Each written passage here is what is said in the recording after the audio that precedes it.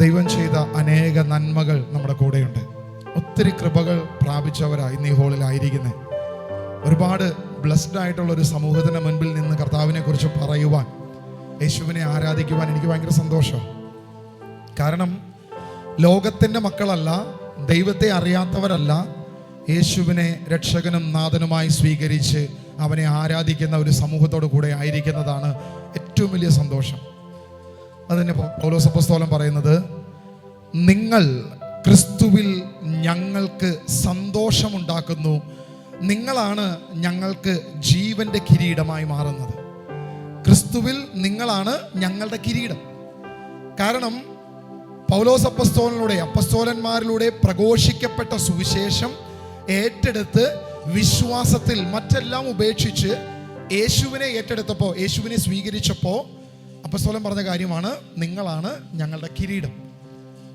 നമുക്ക് പറയാൻ പറ്റുമോ നമ്മളെല്ലാം കർത്താവിൻ്റെ കിരീടങ്ങളാണ്, ദൈവത്തിൻ്റെ കിരീടമാണ് ഞാനെന്ന് വിശ്വസിക്കാനും ഏറ്റുപറയാനും പറ്റുമോ? പറഞ്ഞേ ഹല്ലേലൂയ, ഹല്ലേലൂയ. യേശുവേ ആരാധന, യേശുവേ ആരാധന. നമ്മൾ എന്തിനു വേണ്ടിയാണ് ആരാധിക്കുന്നത്? എന്തിനു വേണ്ടിയാണ് പ്രാർത്ഥിക്കുന്നത്? ദൈവത്തെ മഹത്വപ്പെടുത്തുന്നത് എന്തിനാ? ദൈവത്തെ സ്തുതിക്കുന്നത് എന്തിനാ? എനിക്കൊരു നിത്യജീവനുണ്ട്, ദൈവരാജ്യമുണ്ട്. എൻ്റെ ദൈവം എനിക്ക് വേണ്ടി ഒരുക്കിയ രാജ്യത്തിൽ എനിക്ക് ചെല്ലാൻ പറ്റും. അതായത് നമ്മളെ മാത്രം കരുതി ഒരു ഫാമിലി, ഒരു വീട്ടുകാരൻ നമ്മളെ മാത്രം പ്രതീക്ഷിച്ച് മറ്റാരെയും ക്ഷണിക്കാതെ ഏറ്റവും ശ്രേഷ്ഠമായ അതിഥിയായി നമ്മളെ മാത്രം ക്ഷണിച്ച് ഭക്ഷണം ഒരുക്കി നമ്മൾക്ക് വേണ്ട എല്ലാ കാര്യങ്ങളും ഒരുക്കിയിട്ട് നമ്മളെ വിളിച്ചു. നമ്മൾ ചെല്ലേണ്ടതിന് തൊട്ട് മുൻപ് നമ്മൾ വിളിച്ചു പറയുകയാണ്, അയ്യോ ഒരു ചെറിയൊരു അസൗകര്യം ഉണ്ട് കേട്ടോ, എനിക്കിന്ന് വരാൻ പറ്റില്ല എന്ന് പറയുമ്പോൾ അവർക്കുണ്ടാവുന്ന വേദന എത്രത്തോളം വലുതായിരിക്കും, അവർക്കുണ്ടാവുന്ന വിഷമം എത്രത്തോളം വലുതായിരിക്കും. അതായത് നമ്മളെ പ്രതീക്ഷിച്ച് ഭക്ഷണം ഒരുക്കി എല്ലാ കാര്യങ്ങളും ഒരുക്കി കഴിയുമ്പോൾ എനിക്കിന്ന് വരാൻ കഴിയില്ല, ഇന്നൊരു തടസ്സമുണ്ട് എന്ന് പറയുമ്പം അവർക്കുണ്ടാവുന്നൊരു വേദന എത്രത്തോളം ആയിരിക്കും. യേശു നമ്മളെക്കുറിച്ച് നോക്കുന്നത് ഇങ്ങനെ തന്നെയാണ്. കാരണം അവൻ ഉൽപ്പത്തി 3:15 മുതൽ ഞാനിതാ പിശാചിനെ തലയെ തകർക്കാൻ വരുമെന്ന് പ്രഖ്യാപനം പറഞ്ഞ് വാഗ്ദാനം നൽകി തൻ്റെ ദാസരിലൂടെ, പ്രവാചകരിലൂടെ വളരെയധികം പ്രവചനങ്ങളും പ്രബോധനങ്ങളും പ്രത്യാശയുടെ വചനങ്ങളും നൽകിക്കൊണ്ട് യേശു ഈ ഭൂമിയിൽ മനുഷ്യനായി, സ്ത്രീയിൽ നിന്ന് ജാതനായി ഈ ഭൂമിയിലേക്ക് വന്ന് അതിനുശേഷം അവൻ കാൽവരിയിൽ നമുക്ക് വേണ്ടി ക്രൂശിതനായി എല്ലാം അവൻ ക്രൂശിൽ തല ചായ്ച്ചുകൊണ്ട് ഇങ്ങനെ പറയുകയാണ്, എല്ലാം പൂർത്തിയായിരിക്കുന്നു, എല്ലാം പൂർത്തിയായി, വിരുന്നൊരുങ്ങി കഴിഞ്ഞു. നിങ്ങൾക്ക് വേണ്ടിയിട്ടുള്ള വിരുന്നൊരുങ്ങി, നിങ്ങൾക്ക് വേണ്ടിയുള്ള കിരീടങ്ങൾ ഒരുക്കി വെച്ചു, നിങ്ങൾക്ക് വേണ്ടിയിട്ടുള്ള ഭവനം ഒരുക്കി. ഇതാ ഞാൻ പോയി നിങ്ങൾക്ക് വേണ്ടിയിട്ടുള്ള ഭവനം ഒരുക്കിയിട്ട് ഞാൻ നിങ്ങളെ വീണ്ടും കൂട്ടിക്കൊണ്ടു പോകും. അല്ല, അങ്ങനെ ലോചനം പറഞ്ഞിരിക്കുന്നു. എൻ്റെ പിതാവിൻ്റെ ഭവനത്തിൽ അനേക വാസസ്ഥലങ്ങൾ ഉണ്ട്, അങ്ങനെ പറഞ്ഞിരിക്കുന്നത്. ഞാൻ പോയി പുതിയ ഭവനം ഉണ്ടാക്കാമെന്നല്ല പറഞ്ഞത്. എൻ്റെ പിതാവിൻ്റെ ഭവനത്തിൽ അനേക വാസസ്ഥലങ്ങളുണ്ട്, ഇല്ലായിരുന്നെങ്കിൽ ഞാൻ പോയി നിങ്ങളെ കൂട്ടിക്കൊണ്ടുപോകുന്നൊന്നും ഞാൻ പറയത്തില്ലായിരുന്നു. പക്ഷേ അനേക വാസസ്ഥലങ്ങളുണ്ട്, ഞാൻ പോയി അതൊന്ന് ഒരുക്കാം. അതായത് ഇന്ന് ആ വാസസ്ഥലത്തേക്ക് എത്താൻ പറ്റാത്ത വണ്ണം നമ്മുടെ പാപങ്ങൾ നമ്മെ മൂടിയിരിക്കുക. ആ പാപത്തിന്റെ മേഖലയെ കഴുകി വിശുദ്ധീകരിക്കുകയാണ് യേശു ചെയ്യുന്നത്. അതിനു വേണ്ടിയിട്ടാണ് യേശു പറഞ്ഞത്, ഞാൻ പോയി പാപത്തെ കഴുകി അത് പൂർത്തീകരിച്ച് ക്രൂശിൽ നിങ്ങൾക്ക് വേണ്ടിയിട്ടുള്ള പാത ഒരുക്കി നിങ്ങളെ അവിടേക്ക് കൊണ്ടുപോകും. അതിന് ഞാൻ വീണ്ടും വരും. ഈ ദൈവരാജ്യം, നിത്യജീവനാണ് കർത്താവ് നമുക്ക് വേണ്ടി ഒരുക്കി വെച്ചത്. നമുക്ക് അവിടെ പോകാൻ ആഗ്രഹമുണ്ടോ എന്ന് മാത്രമാണ് കർത്താവ് ചോദിക്കുന്നത്. നിനക്ക് ആഗ്രഹമുണ്ടോ? എൻ്റെ സിംഹാസനം കാണാൻ ആഗ്രഹമുണ്ടോ? ഞാൻ നിനക്ക് വേണ്ടി ഒരുക്കിയ കിരീടം കാണാൻ ആഗ്രഹമുണ്ടോ? ഞാൻ നിനക്ക് വേണ്ടി ഒരുക്കിയ വാസസ്ഥലം കാണാൻ ആഗ്രഹിക്കുന്നു, ദൈവരാജ്യം കാണാൻ ആഗ്രഹിക്കുന്നു. എത്ര പേർക്ക് ആഗ്രഹമുണ്ട്, കർത്താവേ നിന്റെ സിംഹാസനം എനിക്ക് കാണണം, സിംഹാസനത്തിൽ ഇരിക്കുന്ന കുഞ്ഞാടിനെ എനിക്ക് കാണണം, സിംഹാസനത്തിൽ കിരീടധാരിയായ ഞങ്ങൾക്ക് വേണ്ടി ഇരിക്കുന്ന അറക്കപ്പെട്ട കുഞ്ഞാടിനെ എനിക്ക് കാണണം, എനിക്ക് വേണ്ടി ബലിയായി മാറിയ യേശുവാകുന്ന കുഞ്ഞാടിനെ എനിക്ക് കാണണം. യേശുവേ എനിക്ക് നിന്നെ കാണണം, യേശുവേ എനിക്ക് നിന്നെ കാണണം. ഹൃദയം കൊണ്ട് പറഞ്ഞേ, യേശുവേ എനിക്ക് നിന്നെ കാണണം, യേശുവേ എനിക്ക് നിന്നെ കാണണം. നിന്റെ സിംഹാസനം കാണണം, എനിക്കായി ഒരുക്കിയ കിരീടം കാണണം, എനിക്ക് വേണ്ടി ഒരുക്കിയ വാസസ്ഥലം കാണണം, ദൈവഭവനം എനിക്ക് കാണണം, ആ ബഥേൽ അനുഭവം എനിക്ക് കാണണം, എനിക്ക് അനുഭവിക്കണം. യേശുവേ ആരാധന, യേശുവേ ആരാധന, യേശുവേ ആരാധന, യേശുവേ ആരാധന. കണ്ണുകളടച്ച് ആ കിരീടവും ആ സിംഹാസനവും ആ കുഞ്ഞാടിനെയും ആ സ്വർഗത്തിലെ ഭവനവും സ്വർഗീയ സിംഹാസനങ്ങളെല്ലാം ഒന്ന് ഹൃദയത്തിൽ ആ ഭാവനയിൽ ഒന്ന് കണ്ടേ കർത്താവിന് മുമ്പിൽ.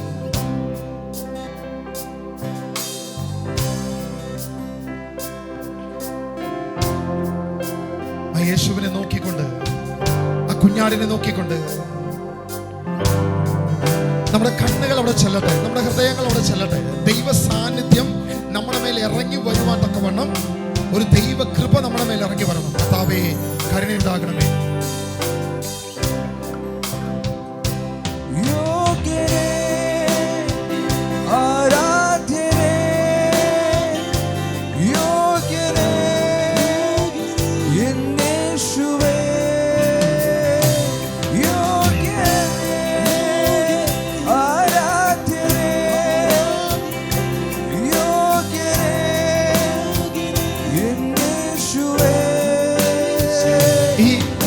പാടുമ്പോ ഒരു കാര്യം ശരിക്കും ശ്രദ്ധിക്കണം. അതായത്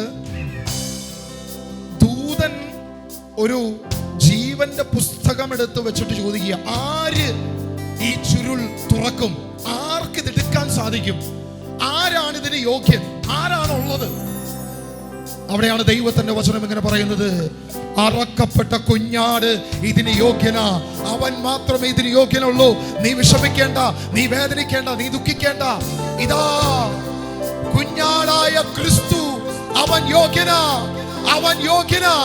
അവൻ എനിക്ക് വേണ്ടി ക്രൂശിൽ മരിച്ചവനാ, അവൻ മാത്രമേ യോഗ്യനായിട്ടുള്ളൂ.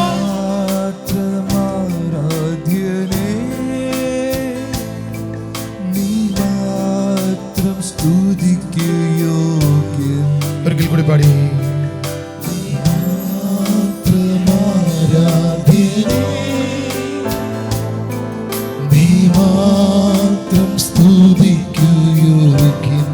ഒരിക്കൽ കൂടി, നീ മാത്രം ആരാധ്യനേ, നീ മാത്രം സ്തുതിക്കൂ യോഗ്യൻ. നിന്റെ സിംഹാസനം എൻ സ്തുതിയാകയാ, ഞാൻ അങ്ങേ സ്തുതിച്ചിടുന്നു. നിന്റെ സിംഹാസനം എൻ സ്തുതിയാകയാ, ഞാൻ അങ്ങേ സ്തുതിച്ചിടുന്നു. ഒരു വട്ടം കൂടി, നിന്റെ സിംഹാസനം, നിന്റെ സിംഹാസനം എൻ സ്തുതിയാകയാ, ഞാൻ അങ്ങേ സ്തുതിച്ചിടുന്നു. നിന്റെ സിംഹാസനം എൻ സ്തുതിയാകയാ, ഞാൻ അങ്ങേ സ്തുതിച്ചിടുന്നു. നിന്റെ സിംഹാസനം എൻ സ്തുതിയാകയാ, ഞാൻ അങ്ങേ സ്തുതിച്ചിടുന്നു. യോഗ്യനേ, ആരാധ്യനേ, നീ യോഗ്യനേ, യേശുവേ.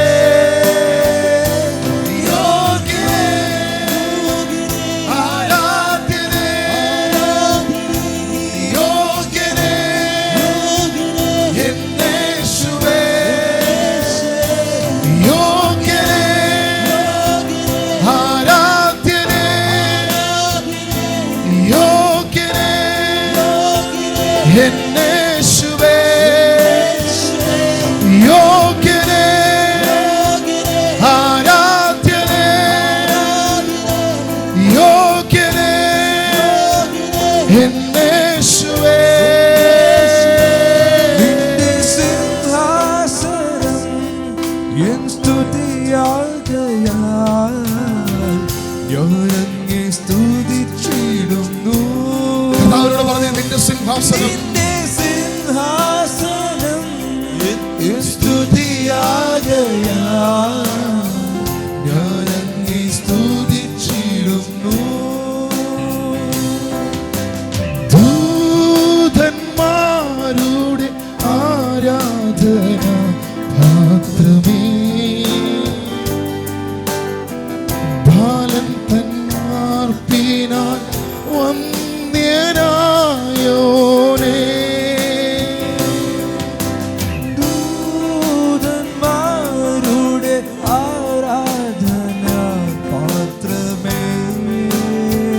പരിശുദ്ധൻ പരിശുദ്ധൻ എന്ന് ആർത്തു വിളിക്കുന്ന ദൂതന്മാരുടെ ആരാധന പാത്രമായ ദൈവത്തെ, ആ സ്വർഗീയ സാന്നിധ്യത്തെ സ്തുതിച്ചുകൊണ്ട് ദൂതന്മാരുടെ ആരാധന പാത്രമേ,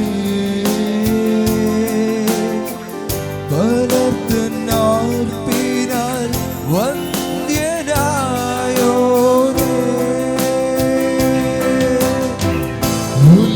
ഒലിവിലയേന്തിയ നിഞ്ജനത്താ പ്രശംസയേറ്റവനേ,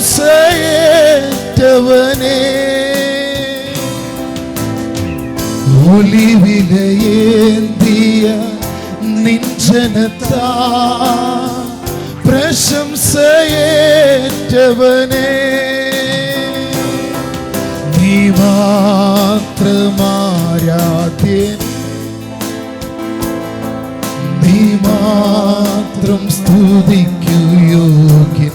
കരങ്ങളെ വീശിക്കൊണ്ട് നീ മാത്രമാരാധ്യനേ,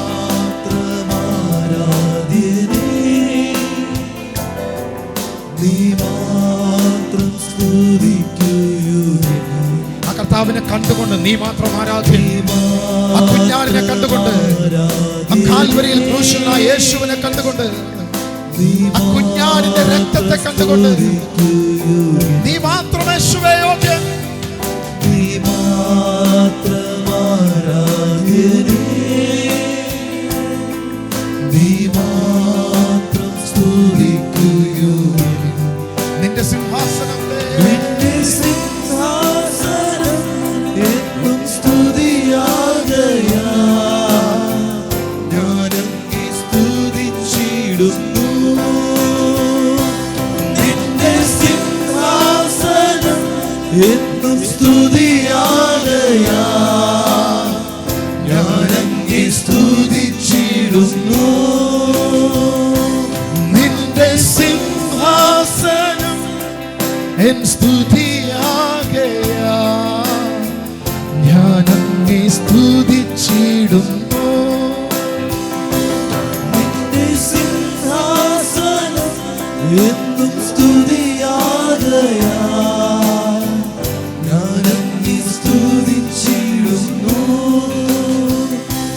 യോഗ്യരേ ആരാധ്യരേ, നീ യോഗ്യരേ യേശുവേ,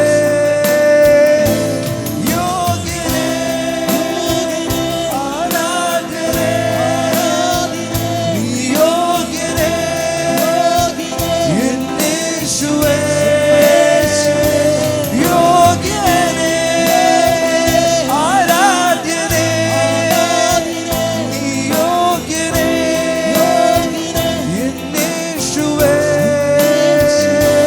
നിന്റെ സിംഹാസനം എൻ സ്തുതിയാകയാ, ഞാനങ്ങേ സ്തുതിച്ചിടുന്നു.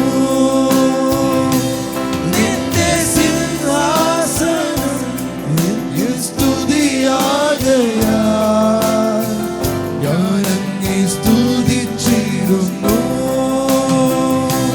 നിന്റെ സിംഹാസനം എൻ സ്തുതിയാകയാ, ഞാനങ്ങേ സ്തുതിച്ചിടുന്നു. കാരണം നീ മരണത്തെ ജയിച്ചവനാണ്, നീ പാതാളത്തെ ജയിച്ചവനാണ്. യേശുവേ, നീ മരണത്തെ ജയിച്ചവനാണ്, നീ പാതാളത്തെ ജയിച്ചവനാണ്. ഇന്ന് എന്റെ മേലുള്ള ശിക്ഷാവിധിയായ മരണത്തെ എന്നിൽ നിന്നും നീക്കിയ യേശുവേ, നീ മരണത്തെ ജയിച്ചവൻ, നീ പാതാളത്തെ ജയിച്ചവൻ. യേശുവേ, ദൂതന്മാർ ആർത്തിടുന്നു, മരണത്തെ ജയിച്ചവനെ.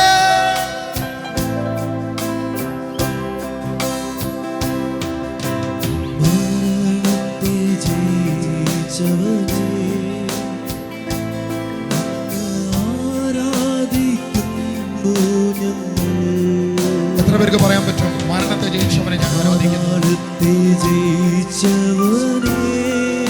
പാതാളത്തെ ജയിച്ചവനെ ഞാൻ ആരാധിക്കുന്നു.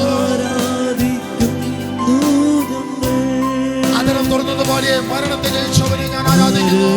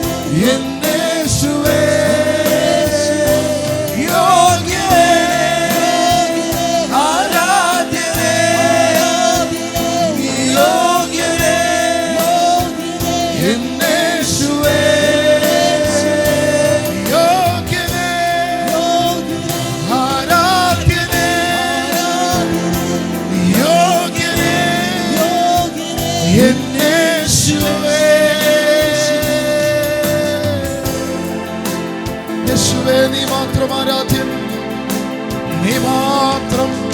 സകലത്തെയും വിജയിച്ചവൻ, സകല പാതാള കവാടങ്ങളെയും വിജയിച്ച എൻ്റെ കർത്താവായ യേശു ക്രിസ്തു എൻ്റെ കൂടെയുള്ളതിനാൽ ഞാൻ സന്തോഷിക്കും. ആ ദൈവത്തെ ഞാൻ ആരാധിക്കും. യേശുവേ, ഞാൻ സന്തോഷിക്കും, ഞാൻ ആരാധിക്കും എൻ്റെ ദൈവത്തെ. ഞാൻ സന്തോഷിക്കും, ഞാൻ എൻ്റെ ദൈവത്തെ ആരാധിക്കും.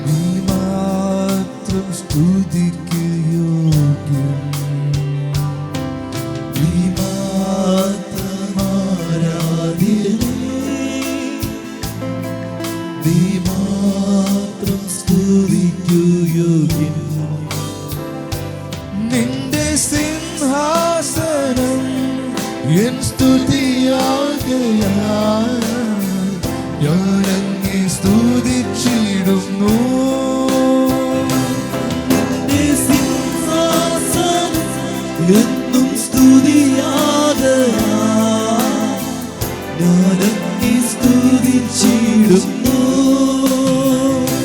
നിന്റെ സിംഹാസനം എന്നും സ്തുതിയാകയാൽ ഞാനങ്ങേ